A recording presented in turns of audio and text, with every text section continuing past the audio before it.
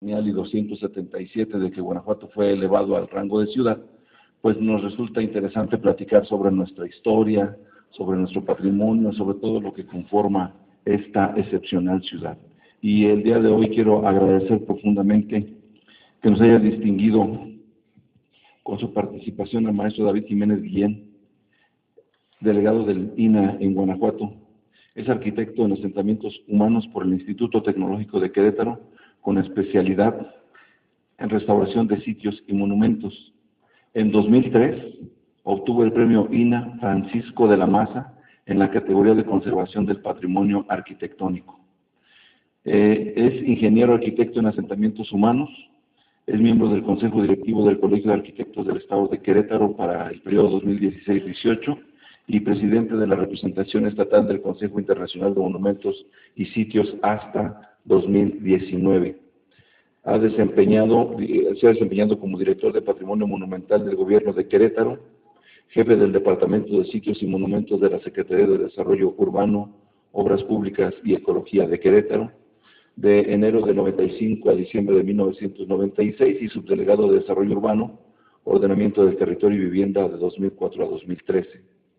Ha sido docente en la Facultad de Arquitectura de la Universidad de Guanajuato, la Universidad del Valle de México, el Instituto Tecnológico de Querétaro y el Instituto Tecnológico de Estudios Superiores de Monterrey, Campus Querétaro. Ha coordinado diversos proyectos de restauración de inmuebles históricos y además el maestro David Jiménez Guillén participó en la elaboración de los planes de manejo y conservación de la zona de monumentos históricos de la ciudad de Querétaro en 2011 y del Centro Histórico de la ciudad de San Luis Potosí en 2013. Así que nos resulta un gran honor, maestro, muchas gracias por aceptar participar con nosotros en este ciclo de charlas en homenaje a nuestra ciudad y a la celebración de los 30 años de Guanajuato como ciudad patrimonio. Muchas gracias, maestro. Muchas gracias, buenas tardes. Agradezco la invitación que me formuló el Ayuntamiento de Guanajuato y a los organizadores, entre ellos también la Universidad de Guanajuato. Pero sobre todo agradezco la presencia de todos ustedes este mediodía para comentar de un tema que sin duda alguna da mucho de qué hablar.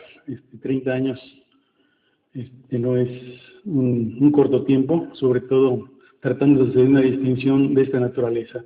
Si me ayuda con la diapositiva, por favor. Y precisamente pues con esta frase comenzamos, ¿verdad? Todo aniversario es motivo de celebración, pero también es una oportunidad para la reflexión sobre lo que hemos hecho, sobre lo que hemos dejado de hacer y sin duda sobre lo que anhelamos cumplir. Creo que hablando de ciudades patrimonio viene muy al lugar este comentario, esta reflexión. Siguiente.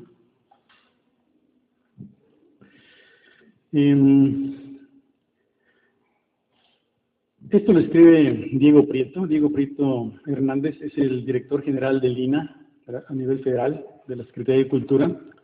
Él se refería hace un par de años sobre el caso de Querétaro, pero aplica perfectamente para todos los sitios y las ciudades históricas, sobre todo, que la inscripción en la lista representativa del Patrimonio Mundial de la UNESCO es una circunstancia que indudablemente modificó la forma como la ciudad y su centro urbano son percibidos y apreciados, tanto por sus propios habitantes como por los crecientes grupos que la visitan desde distintos lugares de México y el mundo, y que ha impactado en su acelerado crecimiento y en la intensificación de su dinamismo económico, turístico y cultural.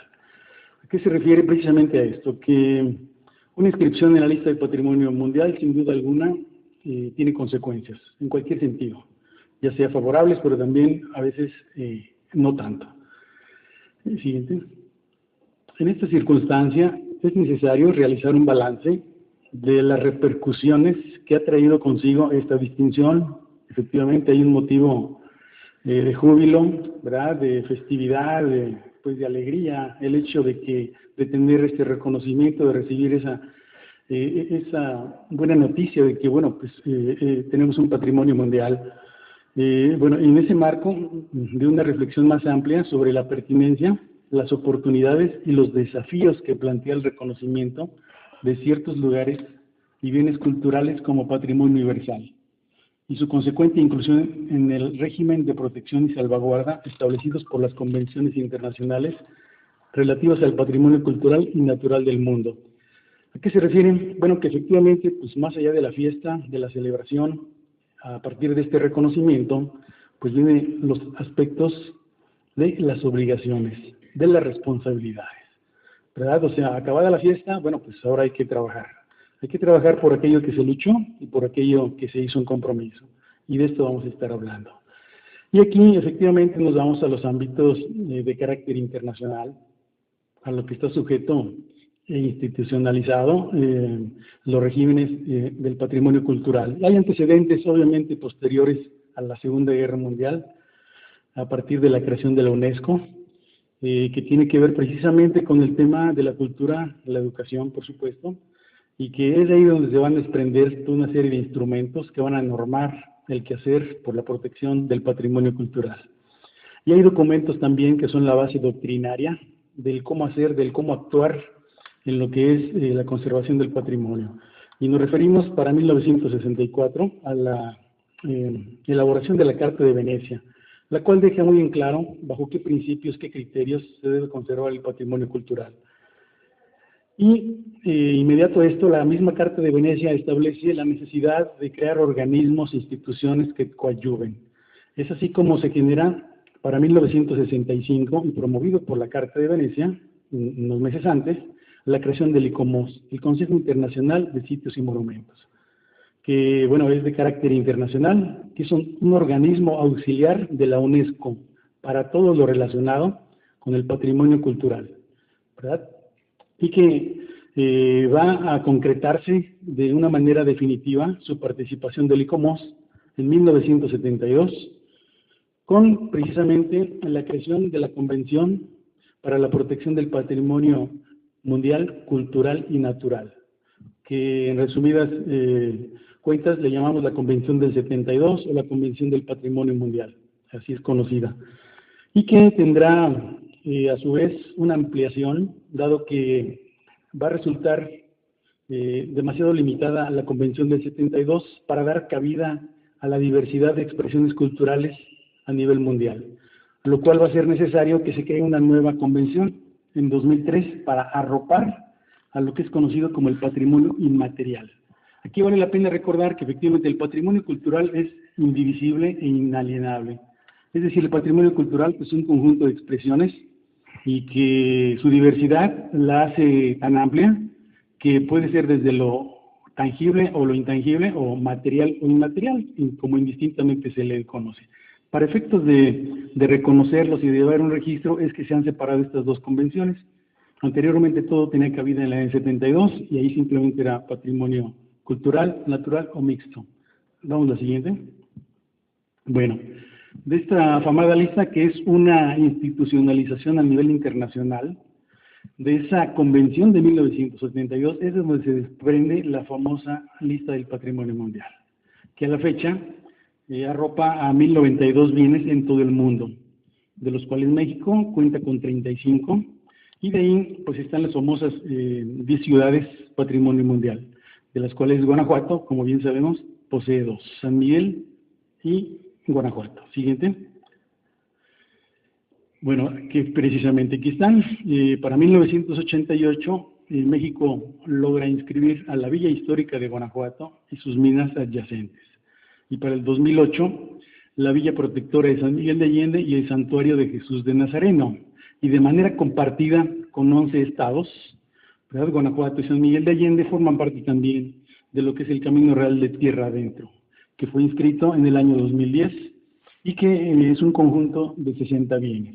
¿Correcto? Entonces, prácticamente el estado de Guanajuato, ¿verdad?, participa de 3 de estas 35 inscripciones en la lista de Patrimonio Mundial de la Convención del 72. Siguiente. Bueno, aquí está simplemente la fecha de inscripción del 28 de julio, perdón.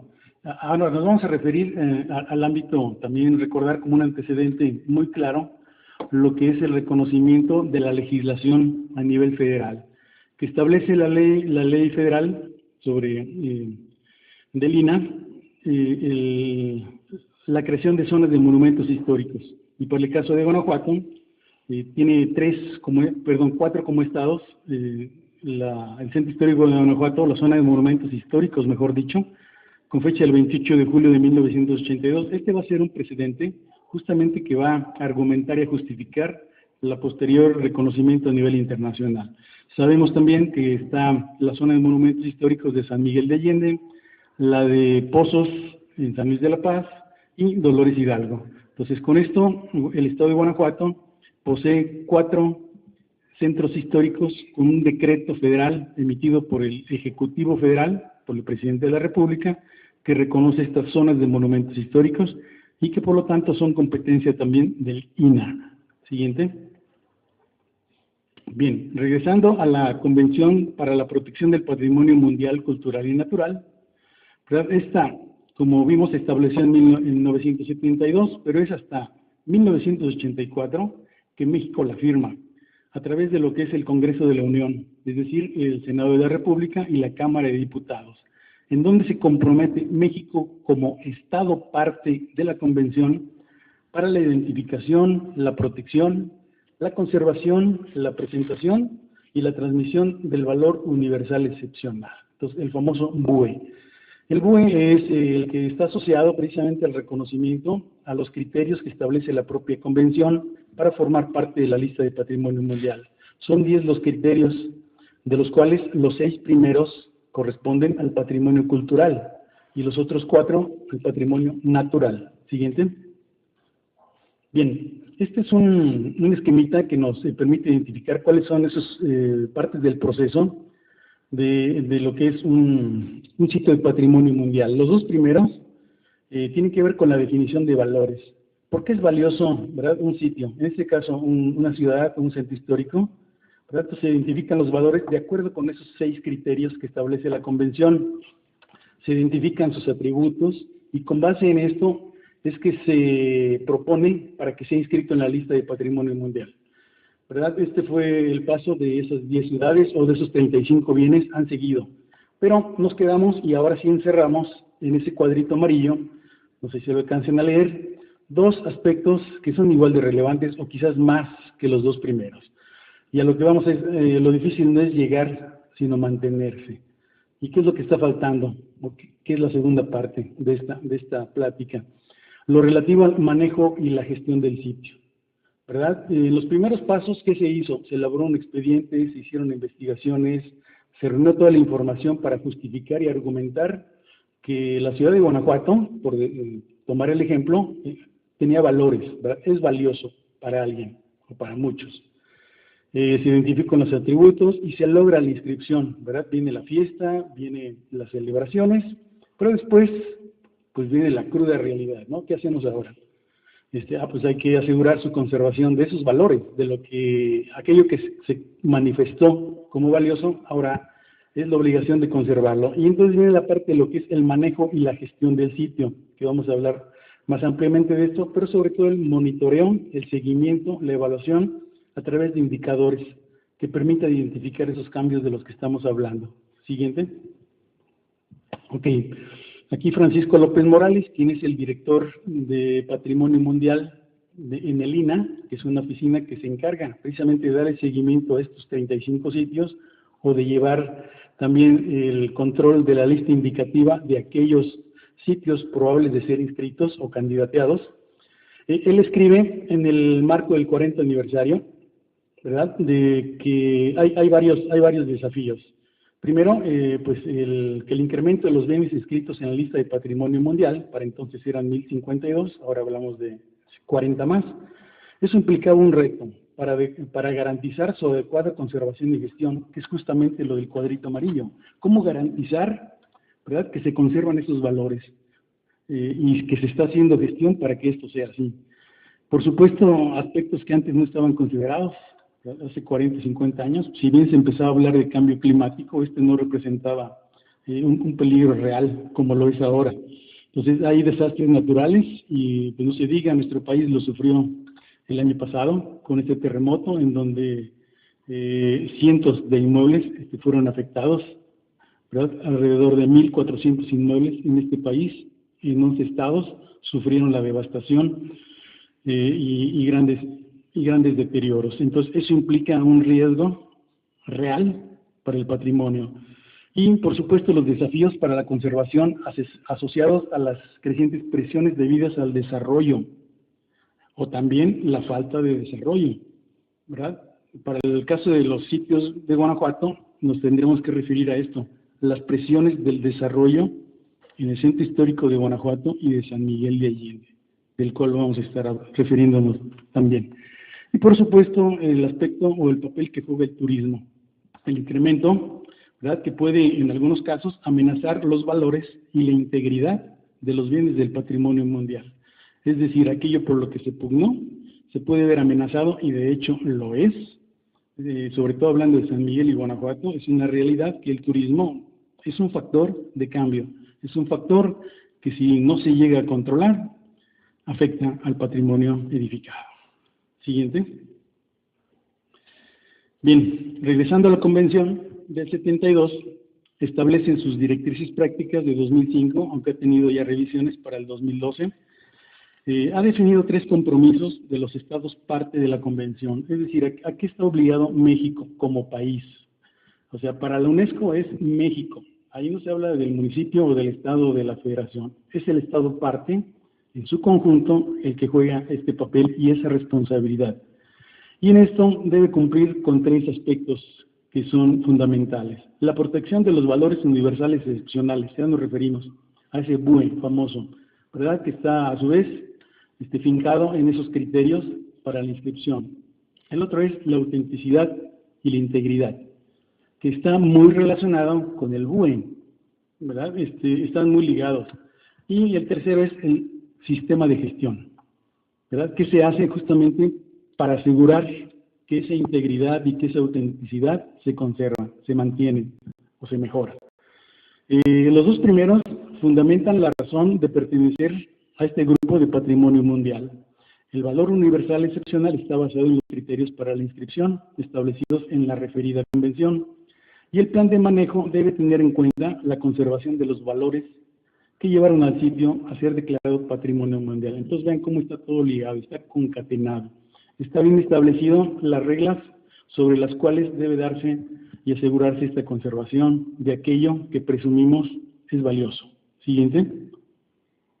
Bien, la Carta de Washington de 1987, que son estos instrumentos que elaboran los especialistas de ICOMOS a nivel internacional, establecen que los valores a conservar son el carácter histórico de la población. Ese es el factor que es común a todos. El patrimonio cultural está muy vinculado a la historia, ¿verdad? Son valores históricos, principalmente los que están pugnando, porque están presentes en estos bienes culturales.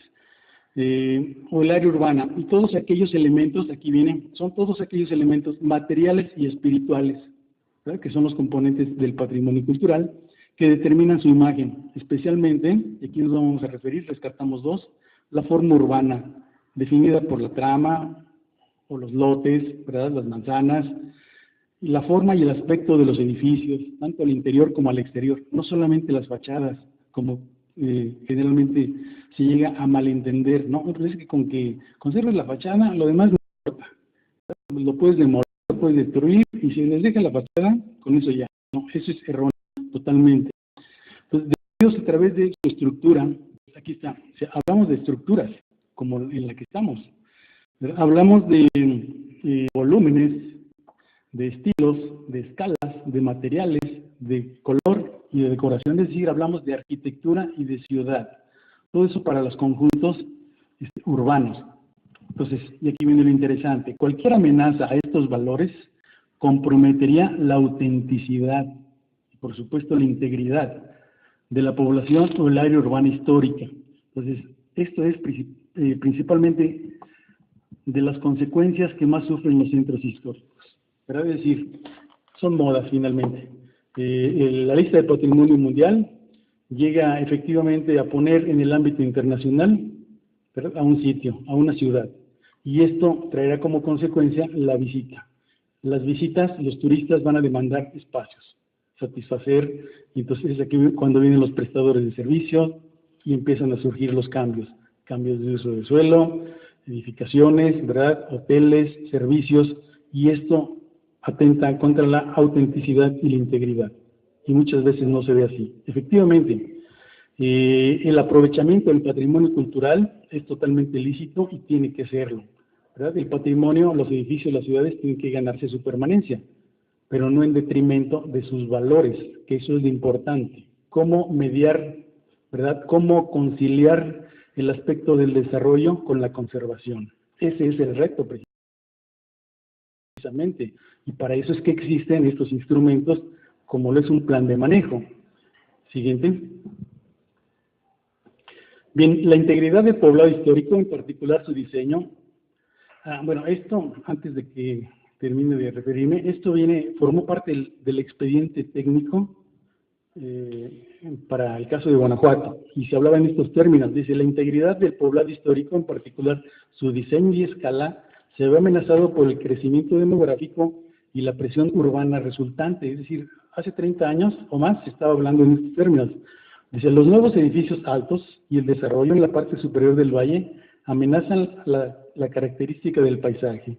El crecimiento de la industria turística también es probable que tenga un impacto negativo y amenace la integridad del pueblo histórico si no se manejan cuidadosamente. Pues vean, ya se tenía previsto que iba a pasar esto. Ya está pasando. Siguiente. Entonces, estas eran recomendaciones del ICOMOS, por ejemplo, ¿verdad?, cuando se estaba analizando este caso.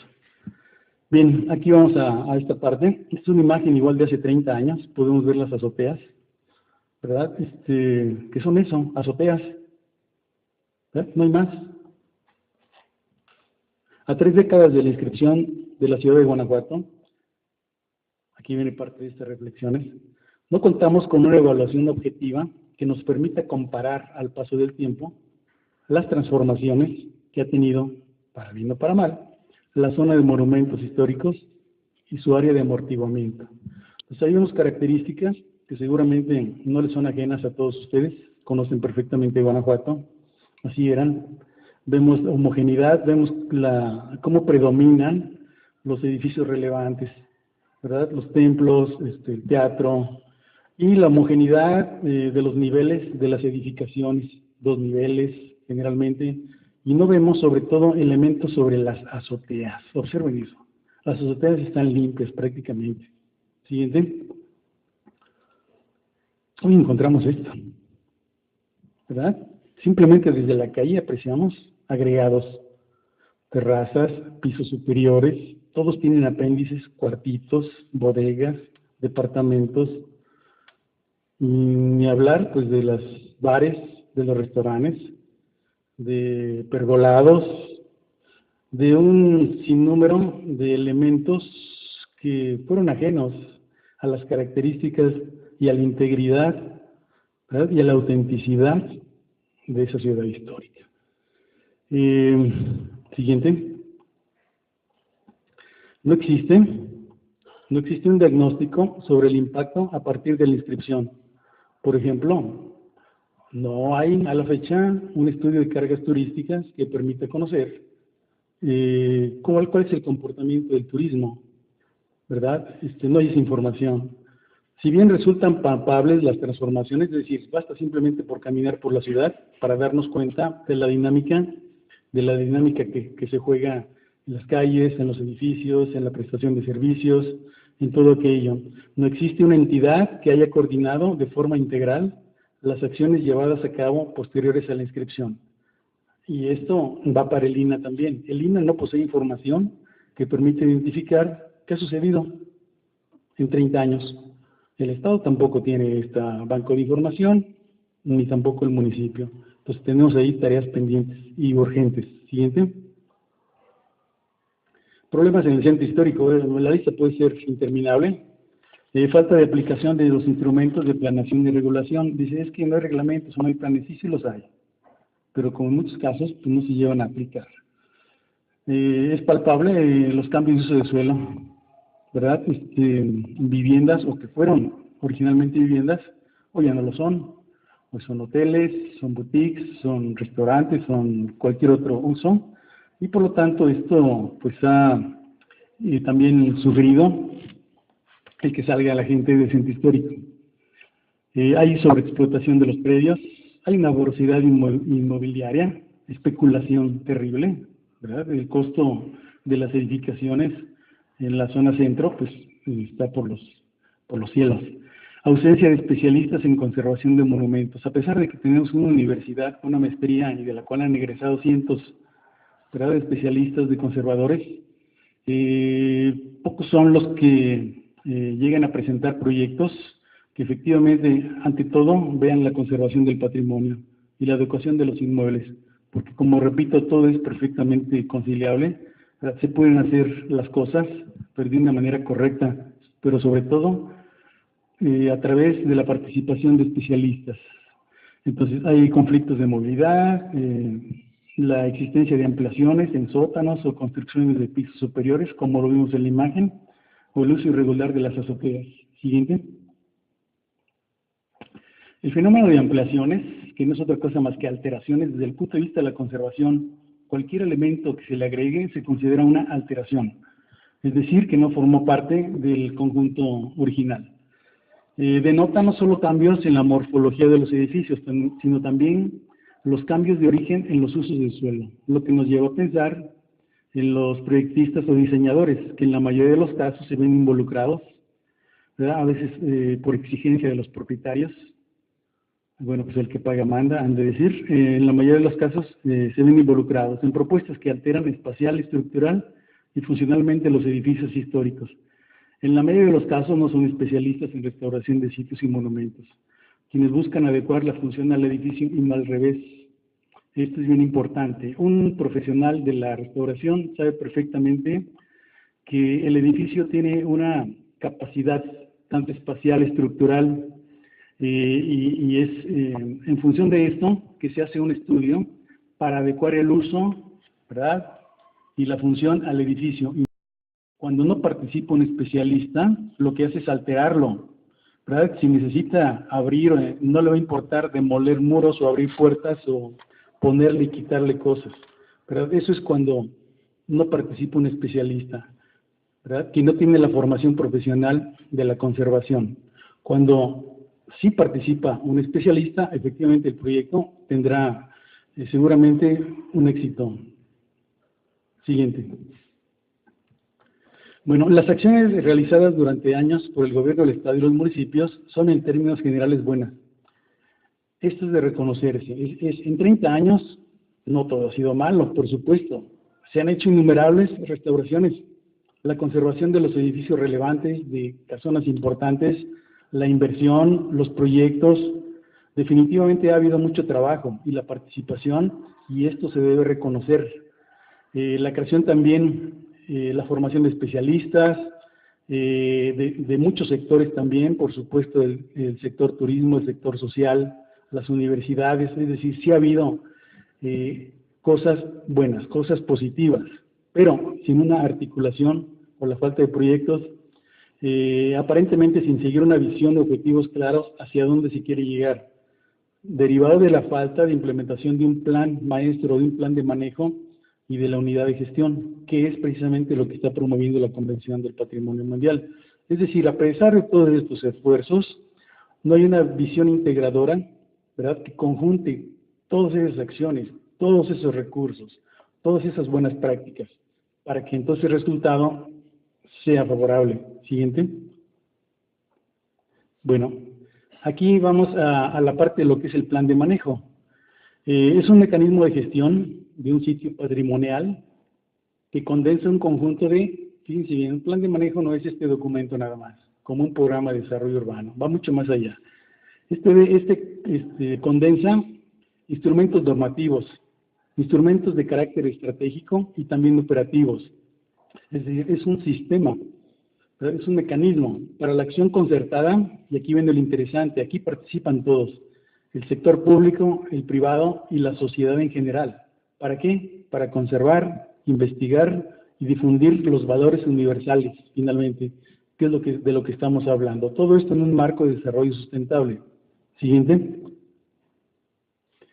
Es justo mencionar y reconocer que dentro de las múltiples acciones realizadas por el gobierno municipal, equivalen algunas funciones de la unidad de gestión a través de la Dirección de Imagen Urbana y Gestión del Centro Histórico. Ya cambió la denominación.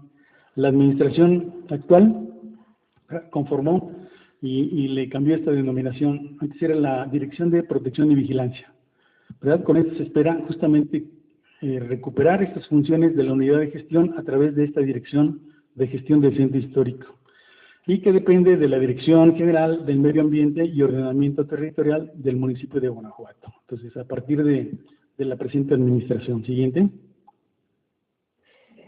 Bien, lo que propone, porque esto está también ya muy bien establecido en las directrices prácticas y en la convención, y sobre todo en una guía metodológica que elaboró la CEDESOL en 2011 y que es vigente, lo que sugiere es que la unidad de gestión esté conformada por un consejo directivo, es decir, los tomadores de decisiones, por un consejo consultivo, en el que aquí está precisamente la sociedad, está la universidad, ¿verdad? Está la academia, están los organismos internacionales como el ICOMOS, están los prestadores de servicios, están todos los sectores a los que justamente se les consulta sobre qué problemas y las soluciones que hay que solucionar. Y luego está precisamente la dirección operativa. Esta dirección operativa sería el equivalente a lo que ya vimos como la dirección del centro histórico, de gestión del centro histórico, es decir, los que arrastran el lápiz, por decirlo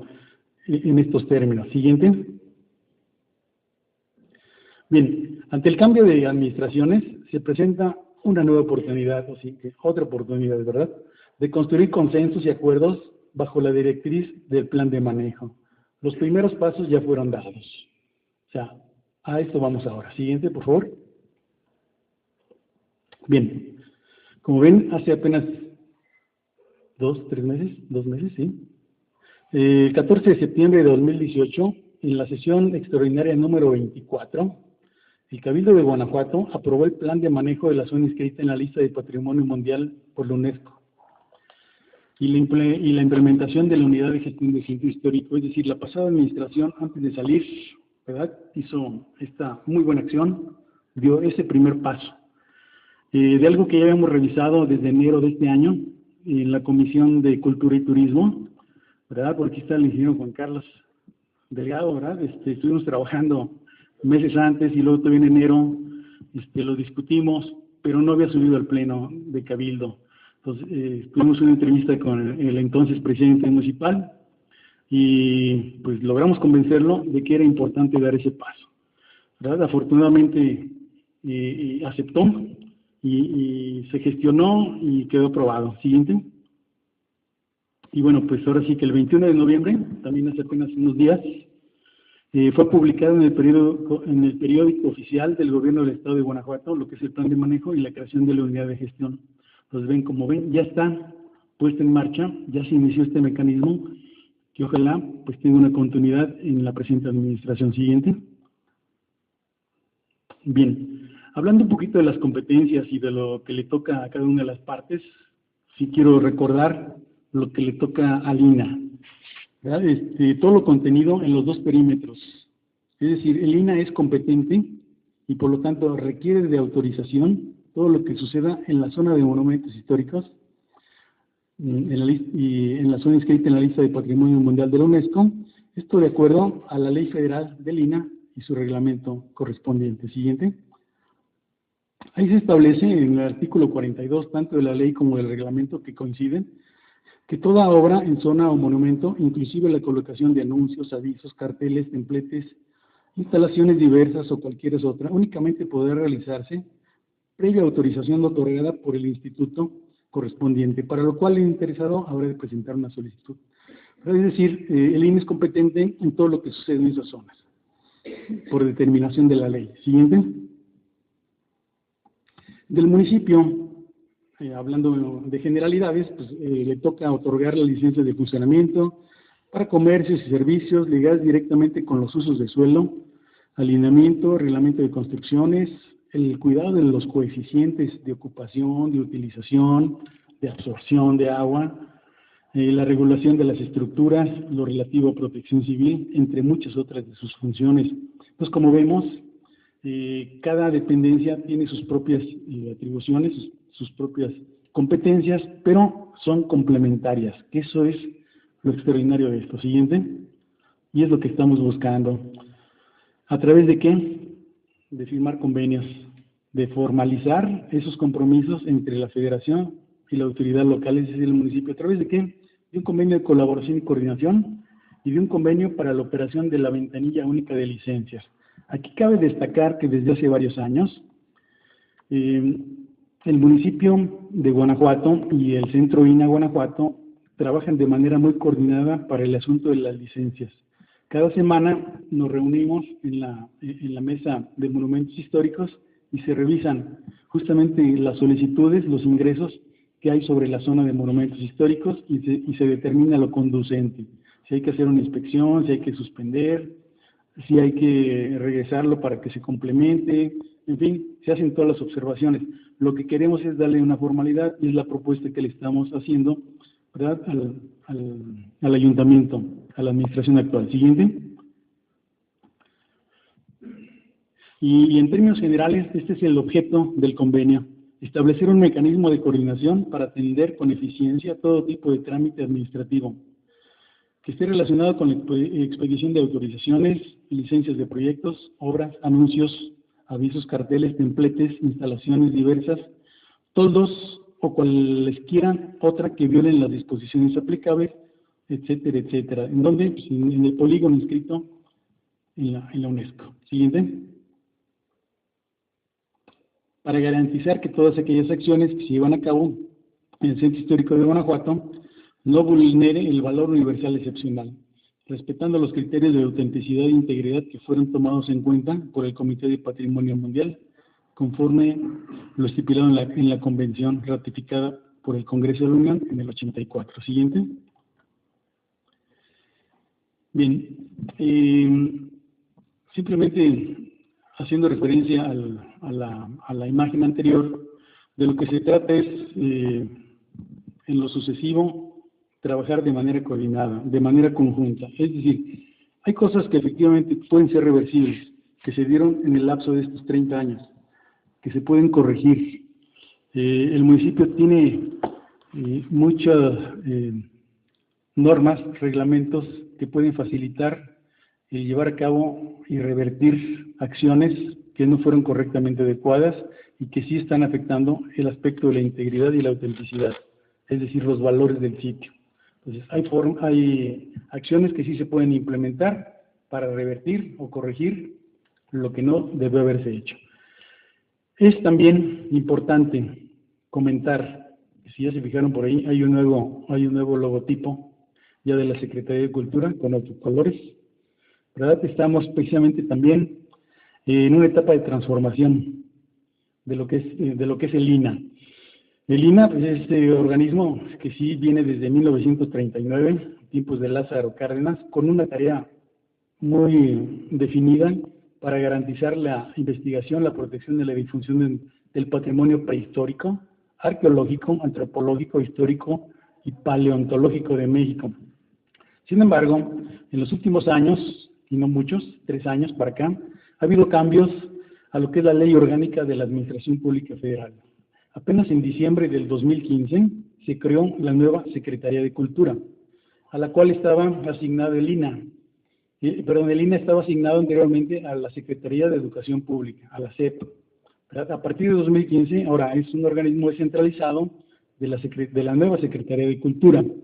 También en 2007, es decir, apenas el año pasado, se promulgó una nueva Ley General de Cultura y Derechos Culturales, y apenas hace unos meses se cuenta con un reglamento de la ley. Es decir, a lo que me refiero es que estamos en esta etapa de cambios, de transformaciones, y seguramente estas van a repercutir en la propia administración y en el trabajo al interior del INA. Siguiente. Ok, a manera de conclusión y esperando que vengan muchos comentarios y preguntas, ¿verdad? Guanajuato es un estado privilegiado con respecto a la riqueza de su patrimonio cultural.